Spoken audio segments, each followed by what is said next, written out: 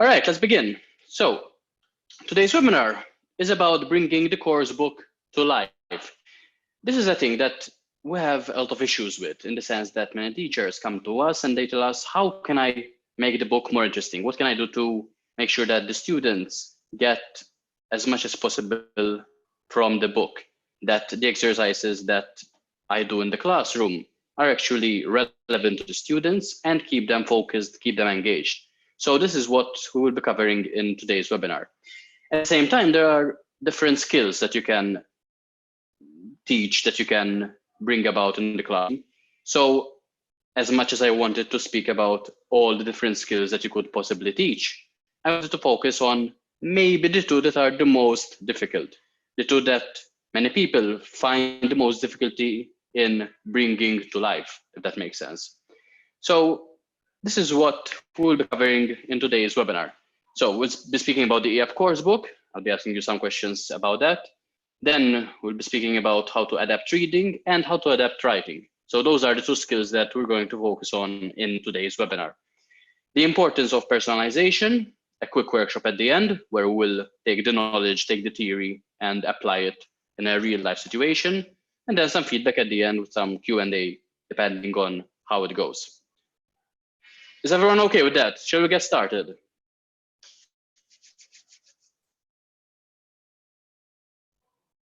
Okay, yep.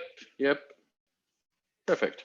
So before we start, some quick house rules. The first is always turn off your phone, turn off any social media, turn off any distractions. I want you to get the most out of this webinar. I want you to get things, get ideas that you will implement in your classroom as of tomorrow, if you are teaching in an actual school or even online at this point. So grab a pen, grab a paper, and be ready to take a lot of notes. For those that don't know me, that's a quick one slide presentation about me. So I am the academic manager at EF Malta. I started working at EF in 2009, initially as a teacher, and I've taught a lot of students, so both in Malta, both abroad. And a few years ago, exactly in 2017, I became the academic manager. So in addition to taking care of being responsible for students, I was also responsible of teachers during the EF LT summers. For those that don't know, it is a crazy time, and crazy in the best possible sense of the word. There's a lot of teachers, there's a lot of students. So implementing the ideas that we will be covering in today's webinar has allowed me to help teachers, and also when I was a teacher in the classroom, to make the lessons more engaging. And at the moment, I'm coming live to you from Cape Town in South Africa, where I'm currently the assistant director of studies in the school that EF has over here. So just a quick introduction about me. Before we start, thank you for taking the time to be here. I appreciate that it's your time. So thank you, and I respect you for being here, for deciding to spend this time live on this webinar. All right, let's start a quick discussion. So it goes both ways, whether you've taught with EF before or whether it's your first time. When it comes to the teachers that have already taught, so if that's you, what are the things that you like about using the EF course books? If you are a teacher that has never taught with EF, what do you like about course books in general? Can I get some answers going in the chat? So what are the things that you like about using course books in the structure? Course books in the lessons. Someone said structure. What else? Guidelines from where to start. Good. What else?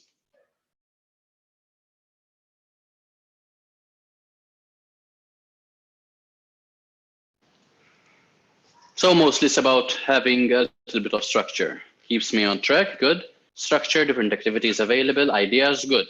Perfect. So using different skills in each exercise. Good. Ideas for conversation. Perfect. Let's flip that around. What are the things that you don't like about using the EF course books or course books in general? Restriction. What do you mean by that, Emily? What does restriction mean to you? Some exercises are boring, yes. Not always complete, okay.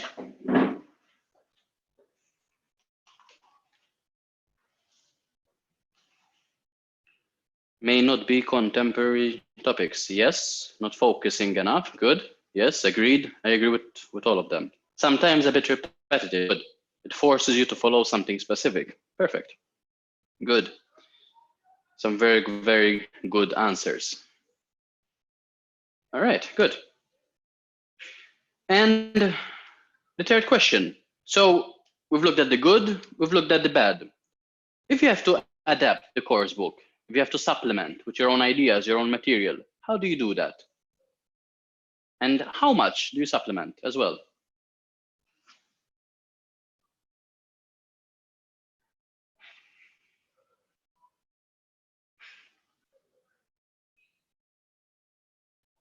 Real materials. Okay, yes. Real materials are always encouraged. Yes, they're always beneficial. You search online for complementary materials. Good. Setting context, Paolo. Yes, good. Keep the context, but add some activity. Look for exercises that go deeper. Good. Presentations, more active games. Perfect, perfect. So speaking of activity, speaking of taking it further, this is what I want to arm you with today. The ideas I want to give you are there to take the course book and allow you to go further. So if we have one exercise, it's not just the students doing the exercise and that is it, and then moving on to the next part, to the next exercise.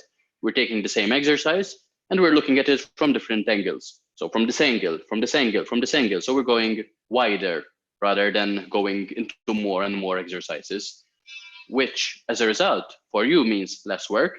And for the students, it allows them to look at something from different perspectives. So it's a win-win for everyone involved. Reminder, the course book is just a tool. And you know how the expression goes, using a hammer. How does the expression go? Can anyone help me? I've just blanked over there. Using a hammer to... Sorry guys, it's been a long, long day. Can anyone help? How's the expression? The hammer, square, peg, round hole. Yes, that's the, yeah, that's the one. That's the one, yes. So the course book is just a tool. You can't expect to use that same tool in every situation. It just won't work. But you can always be creative. You can always adapt. And then the tool makes sense. It's good to have different tools in your arsenal, but then you need to decide which tool is best in that situation. So the course book is just a great tool. The course book is a tool. Your job is to bring it to life.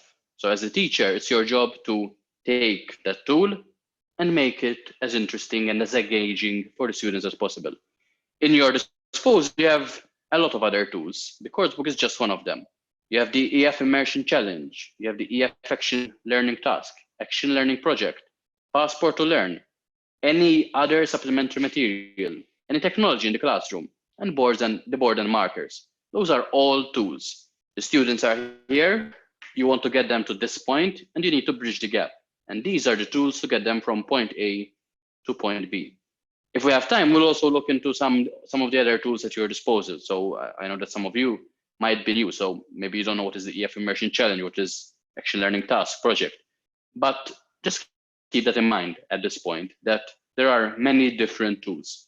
How you use them is up to you.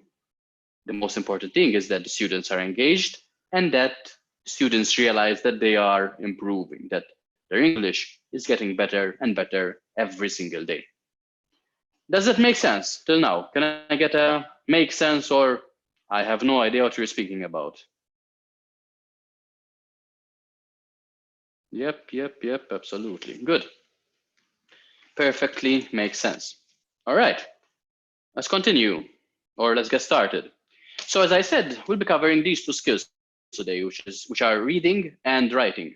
As I kind of mentioned before, I chose these two skills for a few reasons, but the main one is that they are the skills that the students usually start yawning at. So you tell them, open the book, read the text, and then what happens? What do you do? Most teachers just go with, okay, so read exercise A and then answer exercises B, C, D, E. Then we do a round robin kind of correction, and that is it. When there's so much more to it, there's so much potential for exploring, for going into different skills, going to different topics from the reading. Same thing with writing. When you tell your students we're going to do a writing or you're going to do a writing, that's when you start seeing the bad reactions, right? You start seeing the, ugh, it's writing. It's like, something bad is about to happen. When it doesn't have to be that way. So that is why I have chosen to focus on these two skills. For each of the two skills, so for both reading and writing, there will be the before the reading or writing, and then there will be the after the reading and writing. So I want to give you ideas of what to do before you actually give the text to the students, and ideas what to do after they have read or after they have after they have finished the writing. So let's start with reading before the reading. So one thing that you can do, which I always recommend, is to pre-teach vocabulary. So you always know that there will be some vocabulary which is difficult in that reading. And by pre-teaching that vocabulary, you allow the students to not focus on the specific words, but allow them to grasp the general idea, the general content of what the article is about. So you can always board specific words which you know are problematic based on that particular level. You can also get students to create a spidergram or brainstorm ideas regarding the main topic. So if in the situation it's about get, you can get students to brainstorm ideas how the word get, how the verb get can be used. So get into trouble, get something back, get in touch with somebody. All different combinations, different ideas how the word get can be used. So pre-teaching vocabulary is a very important thing. Next, let's get into the nitty-gritty. Have you ever used a shouting dictation? Do you know what is a shouting dictation? No, nope. Okay, perfect. No, all right, good. So imagine the situation. Okay, question mark. Yeah, I think that's a no. So a shouting dictation. Imagine the classroom and you have two lines, line A, line B. The people in A have the text that you can see here, top left. The people in B have the other text. So if you notice, person A has answers that person B needs. So person A has what, blank, the topics of blank. Person B has what are the of conversation that make in your culture. So as you can see, there's a kind of gap fill. Person A has the answer that B needs, and vice versa. Person B has the answers that A needs. So the students are on opposite ends of the room, and they are shouting with the person or to the person in front of them. They are working in pairs. This creates chaos in the classroom, but it's good chaos in the sense that the students need to listen carefully. They need to speak clearly, make sure that what they are actually saying arrives to the next person, arrives to the person in front of them. So the students are working together to come up with the missing words. And this would be the text that they will be reading afterwards. But instead of just telling them, open the book, go to page 12, read exercise A, you are introducing the topic in an indirect way through an activity that allows them to stand up, to be active, to be engaged, and to already start having an idea about what the topic of that day is. So that is a shouting dictation. At the same time, you will have a copy or the master copy in your hands. So you will be able to help students, as you can see on the slide, if there are any words that they can't explain, if there's something that they can't understand when it comes to their partner speaking to them. So it's always important to be able to help if needed. But as possible, you're taking a step back. You're allowing the students to speak to the person in front of them. Now, depending on the level, you can decide if they will be this close to each other, if they are this close to each other, or if they are further apart. So you can vary that based on the level, based on the difficult text, but you're introducing the text indirectly. One other thing is a running dictation. So I'm sure that many of you know what that is. For those that don't, so you're taking the same text, the text that you're using for the reading, and you have the runner and you have the writer. So in groups, the students, one person is the writer, has a pen and paper, the other is the runner. You stick the text, the reading text, on an opposite side of the classroom wall. The runner has to go to the text, read the first sentence, go back to the writer, and dictates the sentence. The writer listens and writes down that sentence. Runner goes back to the text, reads the next sentence, goes back to the writer. So sentence by sentence, the students are competing to see who finishes writing that text first. Again, you're leading into it. It's not open the book, read the text. The students are having fun, it's a competition, but they're also becoming aware of what the writing, of what the text is about. Gap fill. So you can always take the article, the reading text, and give it to the students in the form of a gap fill. So they need to take the words, as you can see here at the bottom, and put the words in the right spaces. In addition, if you want to vary it a bit, instead of giving the handout with gaps, you can also dictate it if it's a short text. There are some people who say that any text should be long enough for you to be able to dictate it. It depends on the situation. There are situations where it makes sense that you dictate the text. First of all, you save a few trees. And secondly, you're also helping the students with their listening skills, their writing skills. So then they can match and check their spelling from the book. Again, this is all, oops, not sure what just happened there.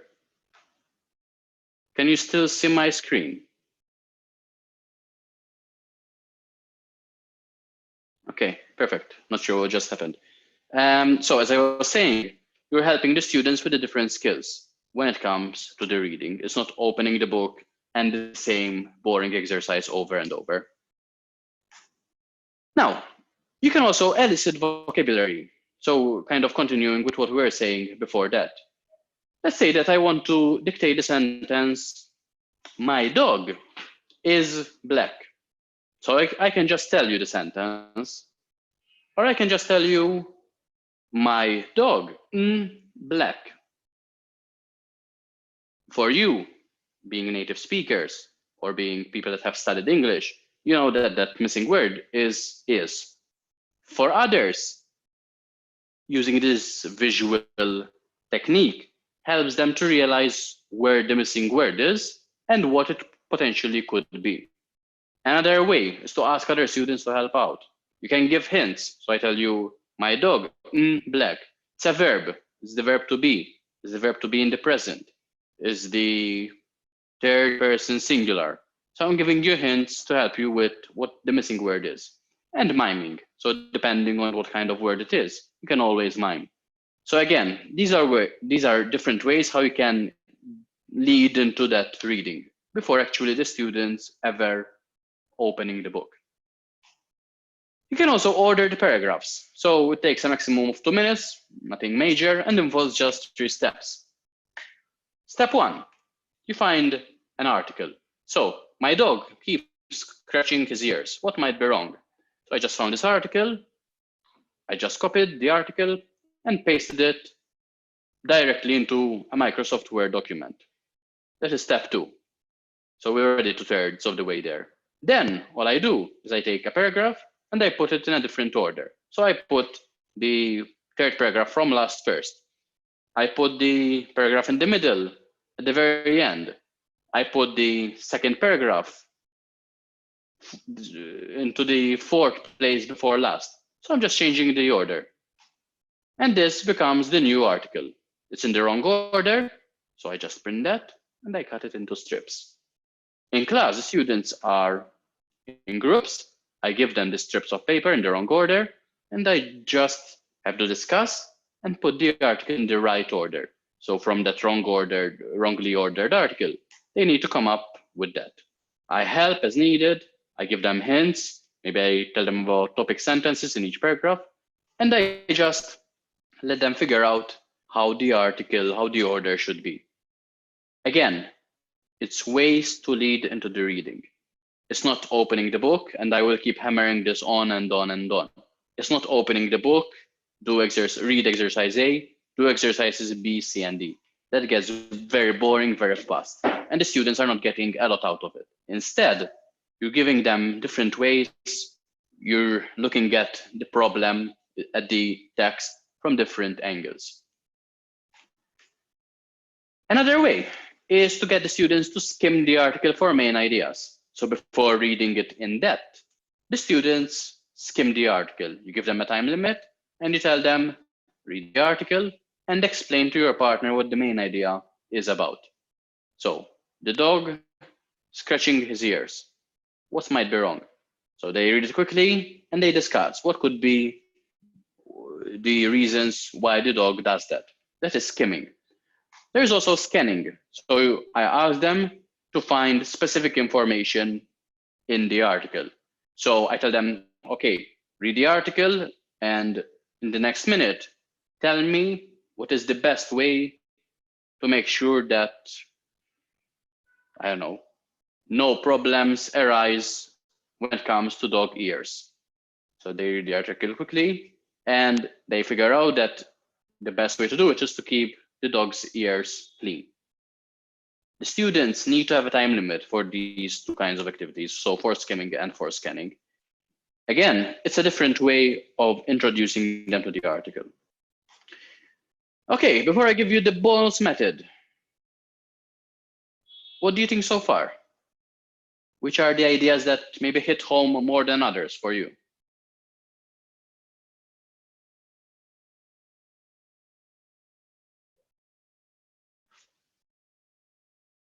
Eliciting vocabulary, yes. Learning dictation, good.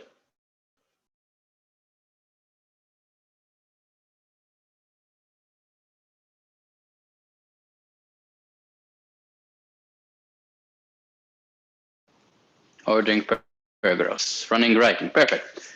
Okay, listen up for this method. It's a bonus method. I've recently discovered it, and so far in the 2 or 3 times I've tried it, it has worked wonders. This is how it goes. So usually what teachers do is that they give the students the title of the article, the title of the reading text. So if this was the case, they would tell them the title is "My dog keeps scratching his ears." And they tell them, can you predict what the article is about? Which is good. So this is how it is usually done. And it works. Yes, it usually works. But again, it gets very old very quickly. I'm going to suggest a different method.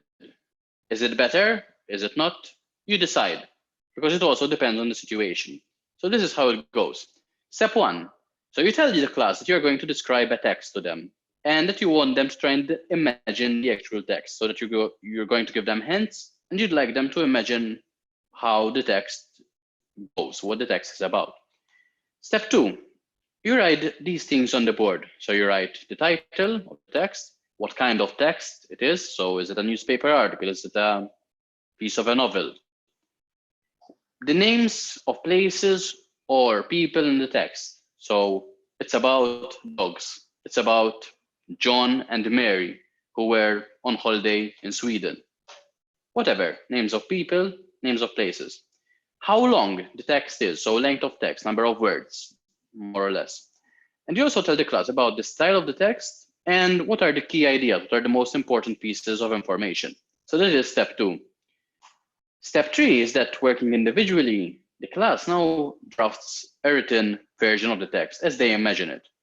They compare their drafts with a partner and they borrow any ideas. So as they're discussing, as they're sharing ideas, they can edit and improve their own draft. You're monitoring, you're encouraging, and you're helping as needed.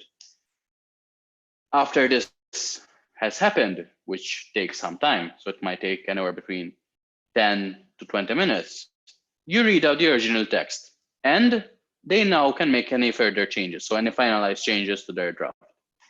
And in that way, you've kind of flipped it around. So you start with writing, and then you're going into the reading. And this is an idea that I took from this book, which is called Teaching Unplugged.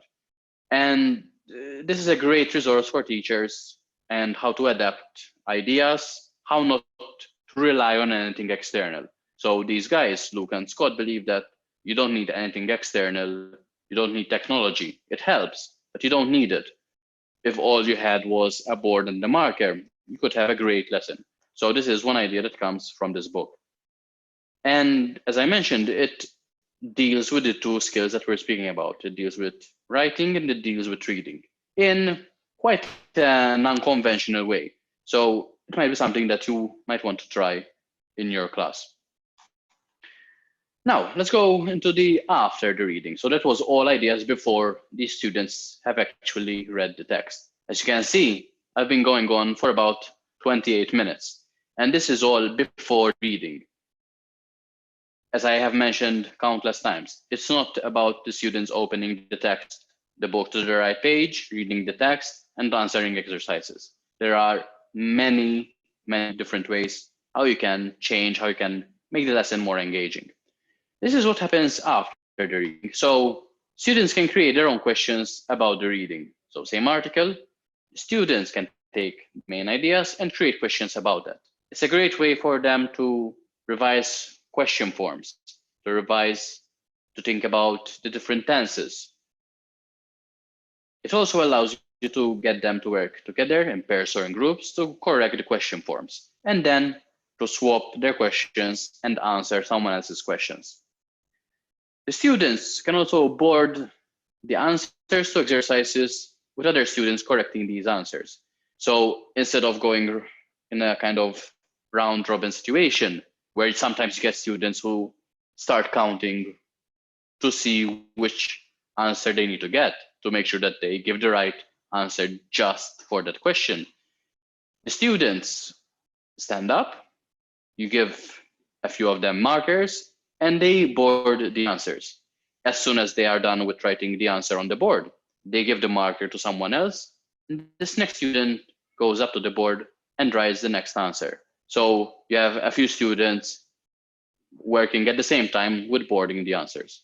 Once they have finished, you direct the attention of the class towards the board and you ask them to work with the person next to them to decide if the answers are correct or if some of them might be incorrect. And if they are incorrect, how to correct them. So you could even get the students who say that there's something wrong to come and in a different color correct the answers that they think they are wrong. So you also have a discussion after that with what is right and what is wrong and why.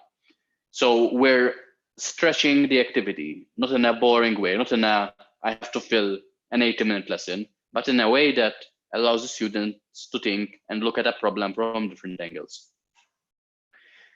As a result of that, you can also allow the answers to turn into a classroom discussion. So as they're discussing what is right, what is wrong, you will always get potential ideas with which you can jump into the next section. So from those ideas, you can turn the lesson into a speaking lesson, into a discussion where students work in groups to agree or disagree, where they're giving their opinions, and then you can turn it into a classroom discussion. So we're taking the same material and we're using it in different ways. As I said, we're taking the reading, it can be turned into a writing, it can be turned into a speaking exercise. There's a lot of ways how to do that. So, some feedback from your side.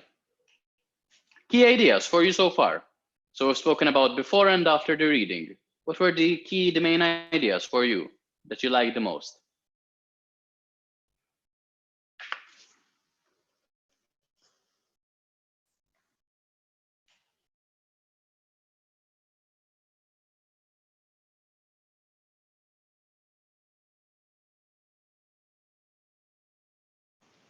Okay, classroom discussion, Emily, good. Asunta, prediction activity, good.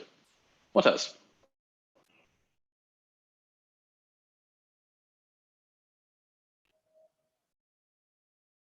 Integrating other skills into the reading. Yes, perfect. Classroom discussion, less TTT, and more student talking time. Yes. Students create their own questions. I like it. I just wonder how to correct those. Okay. We'll speak about that. Monica, I like the activity where they predict and write the text first. Yep, good. Thank you, Sharon. So when it comes to correcting questions, you can give the students that task to do. We're going to speak about how to correct writing, as in how to get them to correct writing. So one way how to get them to do that will be covered in the next few minutes. So if that question hasn't been answered by then, Monica, let me know and I'll go deeper into that. All right, so which will you implement and when? My question to you, which ideas will you implement and when will you implement them? All. I love that answer.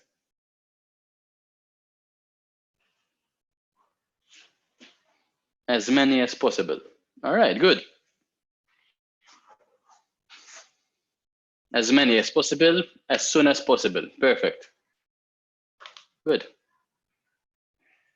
All right, let's speak about writing. Before I give you my ideas, a few more questions for you. So, when you introduce a writing task to your students, how do your students feel about it? What kind of reactions do you get?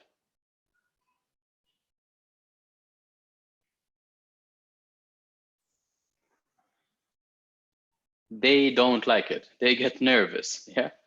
They get scared. Okay. Scared. Oh, no, boring. They don't usually like it. Yep. Yep. Anxious. Yes, I agree. Perfect. So, these are my ideas. Before the writing. Okay, Monica said they don't mind it, but it takes some effort. Good. Okay. So, before the writing. So, again, we're going to with the before and then with the after the writing. Before, group collaborative writing can make it as easy or as hard as necessary. So to set this up, you need these things. Number one, students sitting in groups, 3 to 4 students, ideally in a circle. Each student has a paper in front of them, so a pen and a paper, because they're each going to be writing at the same time. You need a timer. I will set that to 1 minute. And you need the first sentence to give to students. So this is the topic sentence for the writing. And most importantly, you need not to give in to pressure when it becomes challenging for students, because as I will explain, it becomes progressively more difficult as time goes along. So imagine that you are my students, you're working in a group, and you each have a pen and paper in front of you. I tell you, can you write this first sentence that I'm going to dictate? And I tell you, I'm really happy because yesterday I won the lottery. So you write that sentence, and then I explain, I give you instructions. So I tell you, I have this timer in my hand. I'm going to set it to 1 minute. And each time the timer goes off, so each time that you hear the sound, you're going to pass the paper to the next person. When you get a new paper, you're going to do these things. You're going to read what the person has written before you, or what the people have written before you, so what is on the paper, and you're going to think of the next sentence to continue that story. So each time you're just going to read the text on the paper in front of you, the whole text, and then write one more sentence. But it has to make sense. So logically, it has to continue with the story. As you can imagine, it gets more difficult the more they have to read, and to make the next sentence fit within the whole story idea. So the students are writing just one sentence per minute, but each time they're reading, they're thinking, and they're writing their idea on paper. They're adding one more sentence. At first, it will be easy because it's just one sentence, but then time stays the same, but they're having to read more, they're having to make sure that the sentence makes sense. This is one way how you could introduce writing. It's also a fun activity because it's part of a group, and sometimes the stories start not to make so much sense, so it becomes also a bit funny in the classroom. This is one way how you could introduce writing. You can also give prompts. So as you can see in that picture, that is an empty Microsoft Word document with the cursor that is beeping on screen, yeah? And if you've ever sat down in front of an empty Microsoft Word document, you know how hard it could be to write that first sentence, to get that first spark, to be able to get started when it comes to writing. So it's the same with our students. The first step is always the hardest. So what if you could give a prompt, an imaginative prompt to your student to help them out with that? So this would depend on the level, but it can be adapted to any level, whether it's a beginner student or an advanced student. Some prompts. If you could be a famous singer or actor for one day, who would you be and why would you choose to be that person? Describe your favorite childhood memory, childhood Christmas memory. What made it your favorite memory? If you woke up tomorrow and there was nobody else left on earth, how would you feel and what would you do? Or imagine you are having dinner with the US president and you find a fly in your soup. How would you handle the situation? So with all of these, it makes it very easy to just get some ideas flowing, to get some prompts, to get some feedback from the students, to board those ideas, to help the students with the writing task that you're about to give them. So a writing doesn't have to be, this is the text, right? There can be a build up to it. So helping the students or getting them to elicit ideas to help each other out is a much better way to do it. And using an imaginative prompt, you can make it easier for them and for you because you've already given them the material, the raw material for them to be able to write.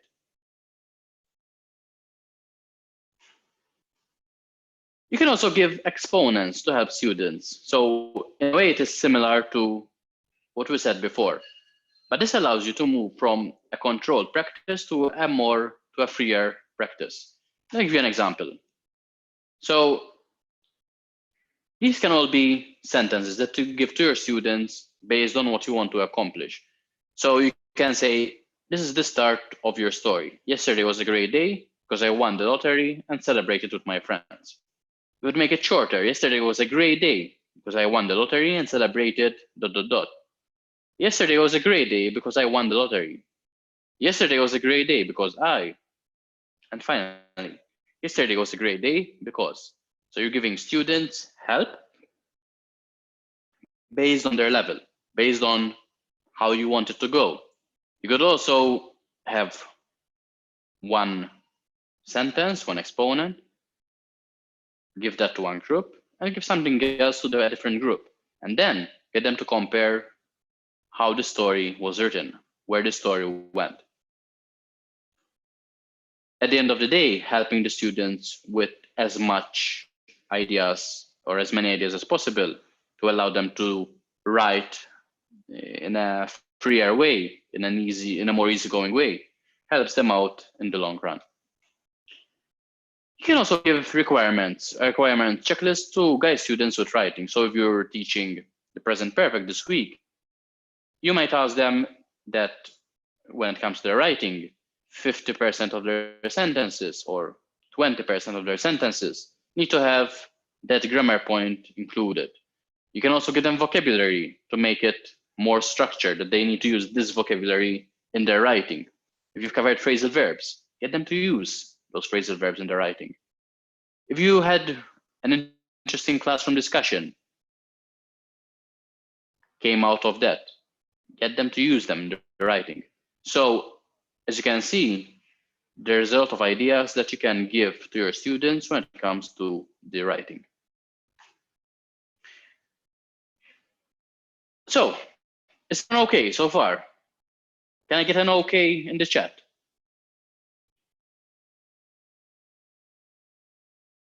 Okay, yep, perfect. Got a smile as well.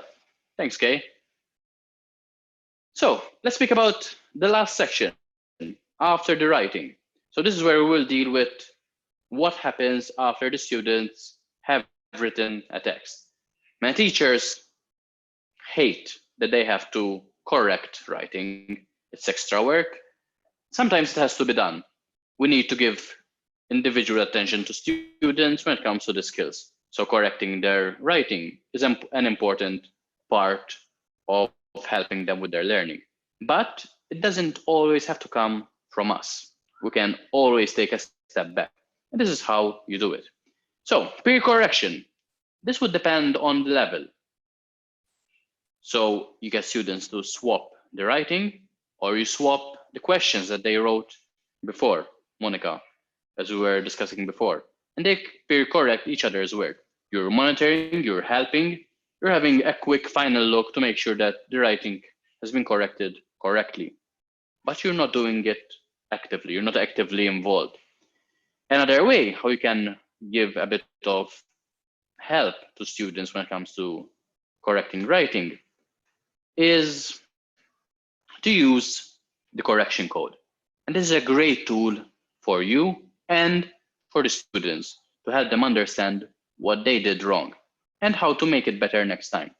So if you've never seen a copy of the correction code, this is the British Council version of it. So there's a lot of things in it, and you probably wouldn't use all of it all the time. What I like to use is WW, which is wrong word, WT, which is wrong time, WO, which is wrong order, and then I usually use SP, spelling, and M, which is missing word. So let's go over some examples. So WW, wrong word. As our plane flew on the mountains, we saw snow. So you underline the word on and you write WW. That means that the students have used the wrong word. Wrong time, tenses. As our plane flew over the mountains, we see snow. You underline C and you write WT. So you're not writing the corrected version. That is the student's job to do. You're writing or you're highlighting what is wrong and what the issue is. You give the work back to the students and they correct it. You monitor and you help out as needed. Alternatively, the students are working together in pairs. They swap the writing and they do this themselves. So you choose a few of these correction codes, you board them, you give examples, and you tell the students, now it's your job. Help each other out with this correction code. So if you think that C is wrong, underline it and write WT. Then you can discuss it together. And we'll turn it into a classroom discussion. So even a writing can be turned into a speaking exercise in pairs, in groups, or as a whole class. Same thing with wrong order. As our plane over the mountain flew, we saw snow. So underline, write WO. The word is in the wrong place. It's in the wrong order in that sentence. SP, so there's a spelling mistake, and M, which is a missing word. So as our plane flew over the mountains, saw snow, underline where the missing word should be, and you write M. So the students know that there is a problem where the underlined word is, or where there is the underline, and they know what the problem is. They have an example on the board. Then it's up to them to figure out how to correct it. You're always monitoring, you're always helping, but it's in a way not being as active, not being the center of attention. You're allowing the students to have to help themselves, to help each other to do peer work. Does that make sense? Have you ever used the correction code?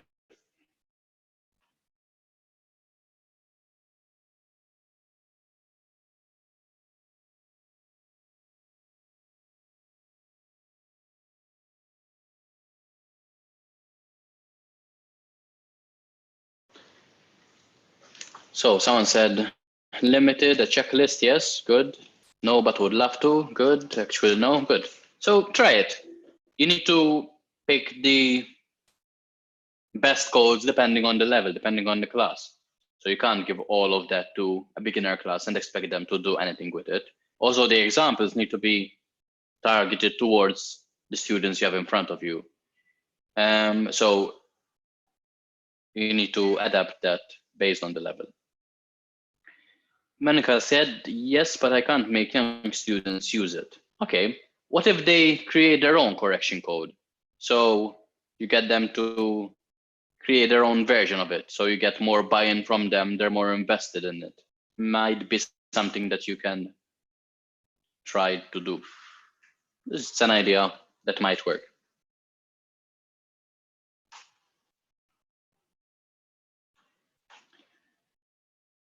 Okay, So when it comes to reading, when it comes to writing, key ideas, if you had to choose, like the top ideas that you like, that you enjoy, that you will actually use, what would those be?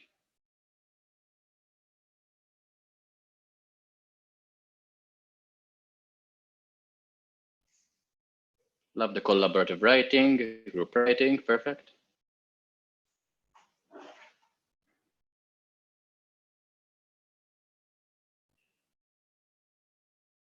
Anything else?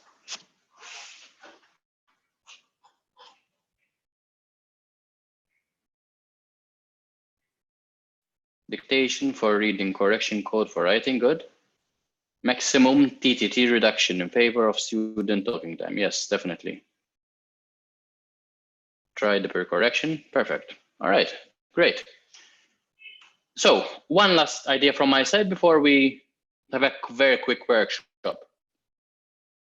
In anything that you do, in anything that you do in the lesson, in life, when you're communicating with other people, if the other people ask themselves the so what question, or if you think that they will ask that question about anything that you're saying, you've kind of lost them. So if I'm speaking to you and your first reaction is, so what? It means that I haven't personalized the activity. So when I started this webinar, I told you that these are ideas that you can use to make the students' life easier, to make it easier for them to improve their English, but also for you to need to do less work because you can stretch an activity more. So that is about you, what you will get from this webinar, what you will get by listening to what I have had to say. And that is what you need to do with your students. It's all about them. It's all about personalization. So if there's a reading which talks about dogs, you can't just tell them to open the book and read it. You personalize it before. You personalize it after. How many of you have dogs? What kind of dog do you have? Have you ever had a dog that died? If you could get any dog in the world, what would that be? How many dogs would you get if you could get an unlimited amount? Do dogs scare you? Perfect. Perfect. I like that, Paolo. So it's all about personalization. Today I was observing a teacher. I was doing a drop-in observation. And the teacher was teaching NA1 level, so very beginner students. And the lesson was about time. So they were covering time, hours, minutes, like the clock, quarter to, etc. One thing that the teacher did not do is personalize the lesson. So it could have been a great lesson, but it was a good lesson because the teacher at no point asked the students, so at these times that I have boarded, so at 2 p.m., at quarter to 3, what do you typically do on a weekday, on a weekend? If you could choose to be anywhere at 5:30 p.m., where would you be? So personalization is very important. Same thing with writing. Don't just tell the students to write about something. You need to personalize it. When people understand why it's important for them, what they will get out of it, that makes it much more enjoyable, and they are much more focused on the tasks that you have given them. So never underestimate how important that is. Yeah. Okay. Quick workshop. So I'm going to show you a text, which is okay or boring depending on how you look at it. What I would like you to do, and I would like someone to come live here and brainstorm some ideas how we can take this text, which is about a lottery winner. How can you make this text as enjoyable, as engaging as possible for your students when it comes to reading and when it comes to writing? So if anyone wants to come on, can you just type unmute? So I'll unmute you and you can come on and share some ideas. So this is a text about two ticket holders who won the jackpot.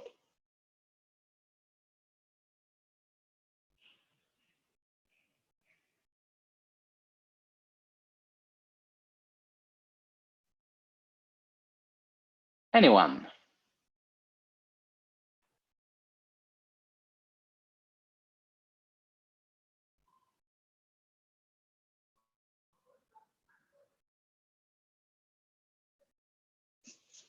No takers so far. Any ideas? So how can you make this text more engaging? Paolo, do you want to come on live on air and speak?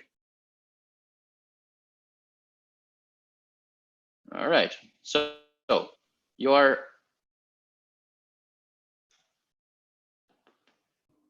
Can you hear me? I can hear you. Yes. Okay. Anybody?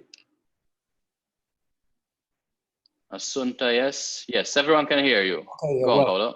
In general, I like role play because I think it is one of the most engaging activities.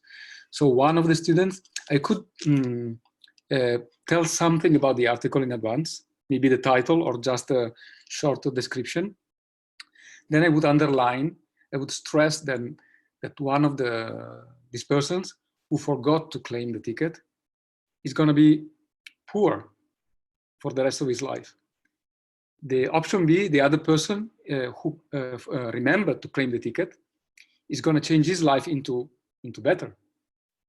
So I would tell two students to act. One of them would be the option A, so the one with a poor life, and the option or the one who is upset for not claiming the ticket, and the other one could be the person B, the one who remembered to claim the ticket, and so he's happy, and then he's going to change his life. So they might act, and then also through gestures, and then they might describe and also tell what they would do, how they would react in case they had forgotten to claim the ticket, and so on. I don't know if I've explained myself in a good way, but this is what I like in general. Yes, it's about them and how they would react. So yes, good. How would you imagine it's a writing text, Paolo? How would you, sorry, or imagine it's that you want to lead into a writing. Any ideas how you could do that? You mean how I could enter the text? I mean, so let's say that is a reading, and then after the reading, you have planned that you will do a writing with your students. Okay. So the topic is about lottery tickets. It's about becoming a millionaire overnight. Mm-hmm. How would you transition into that? One of the effective activities could be prompting. For example, I could board on the whiteboard a square, and then I would tell them, each of them, one by one, to tell the others what they would do. So they should go to the board and then describe what they would do in case of win, in case they won the lottery, and so they got a lot of money, and so what they would do. So this could be a good task for writing. Of course, it's a free one because everything is left to their imagination. But I think it could be a good task. Yep. Prompting. Prompting. Yeah. Perfect. Perfect. Thank you, Paolo. Appreciate it. You're welcome. You're welcome. Anyone else? Would anyone else like to share any ideas?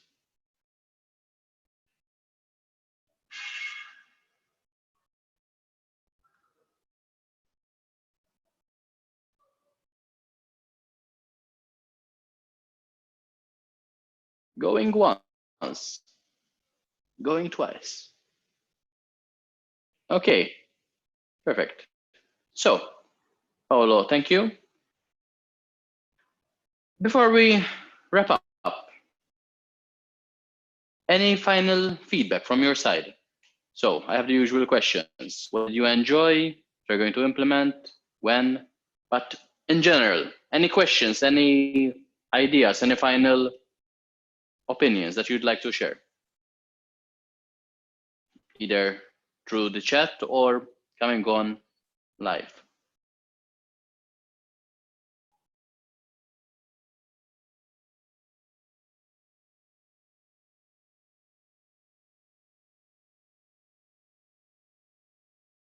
Okay. You are a very quiet crowd today. Assunta, I liked how many of these ideas can be used for videos as well. Yes, definitely, definitely. I mean, the possibilities are endless. So it's up to you how you want to direct. How do you want to direct your lesson? That's okay, Assunta. Definitely try some of these with teens. Yep, good. All right, so thank you for being here. The time is now 6:59, so right on time. Do you think it's better to change supporting activities lesson by lesson? It depends. I don't think that you can rely on one idea all the time because it gets boring every time. But at the same time, there are different ways how you can disguise an idea and use kind of the same way we recycle vocabulary and we reuse it. You can use these ideas, combine them with other ideas to arrive to where you want to arrive. I understand it's a bit of a vague answer, but I wouldn't use the same idea exactly the same each and every time. Combining it with other ideas, you come up with new, and you're testing ideas to see what works and what doesn't. So, Kay, thank you for joining 3 a.m. in Australia. That's tough. So thank you everyone for joining. We'll have the next webinar sometime in the 3rd week of March. So I'll let you know when that will be. In the meantime, if you try any of these, as always, feel free to share results. I love to hear feedback about any ideas that work. And we'll speak soon. Have a great evening, have a great morning, have a great day wherever you are. And thank you for being on this webinar. I'll speak to you soon.